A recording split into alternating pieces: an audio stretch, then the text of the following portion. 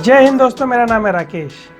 तो Redmi Note 8 Pro नहीं Note 8 तो Redmi Note 8 4GB RAM 64GB internal, इसका कलर है मून लाइट वाइट, चांदनी रातों वाला सफ़ेद रंग। तो इसके लिए मुझे देना पड़ा 10,000 रुपये और बहुत मुश्किल से यहाँ पे मिल पाया है। ये ऑनलाइन ऐसे आउट ऑफ स्टॉक वाला काम चलता है इनका। तो आज मैं आपको सब कुछ बताने वाला हूँ इसके बारे में, लेकिन उससे पहले एक छोटी सी रिक्वेस्ट है आपसे। अगर आप चैनल पे नए और अगर आपको वीडियो पसंद आती है, प्लीज़ चैनल को सब्सक्राइब जरूर कर लेना। तो अगर हम लोग Redmi Note 8 के प्राइस की बात करें, उस हिसाब से आपको काफ़ी कुछ मिलता है। जैसे बॉक्स के अंदर ही आपको मिल जाएगा 18 वोल्ट का fast charger, type C cable मिल जाएगी, साथ में आपको 4000 mAh बैटरी मिल जाएगा, एक ट्रांसपेरेंट कवर मिल जाएगा, साथ में सिम इजेक्टर टूल। और इसे यूज़ करने में पता लगता है कि इस फ़ोन में आप 2 सिम के साथ मेमोरी कार्ड भी लगा पाएंगे। ये काफ़ी प्लस पॉइंट है।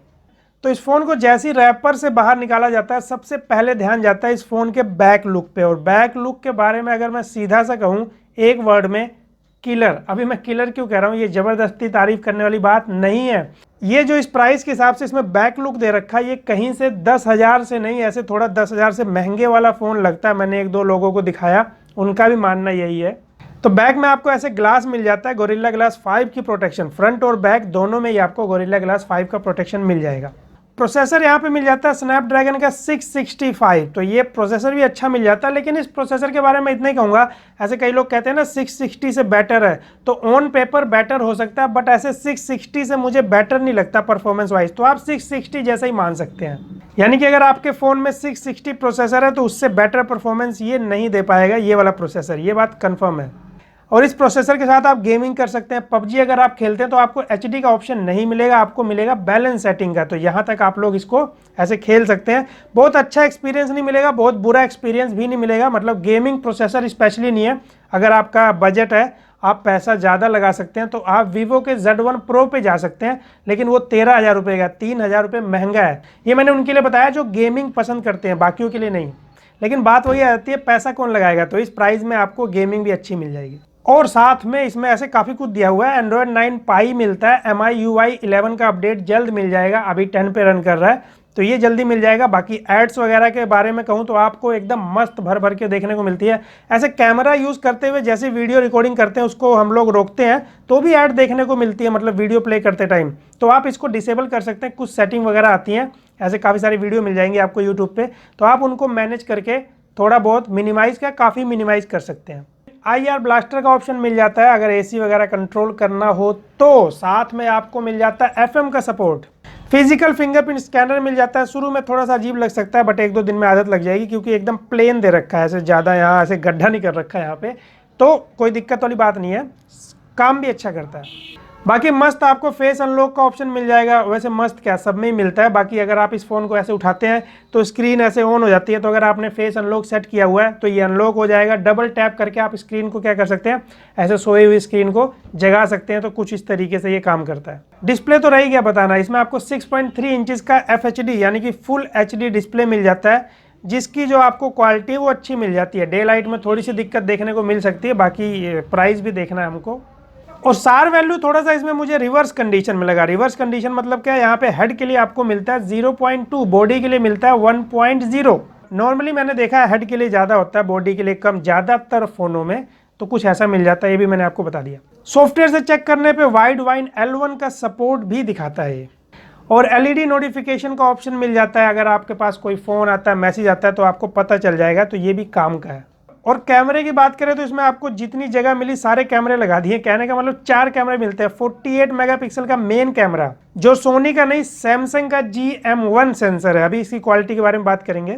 8 मेगापिक्सल का आपको अल्ट्रा वाइड कैमरा मिल जाएगा, 2 मेगापिक्सल डेप्थ सेंसर और 2 मेगापिक्सल आपको मैक्रो कैमरा है। तो क्योंकि इसमें 48 मेगापिक्सल का कैमरा मिलता है, तो मैंने कंपेयर किया MI A3 के 48 मेगापिक्सल से। इसमें आपको सोनी का सेंसर मिलता है MI A3 में।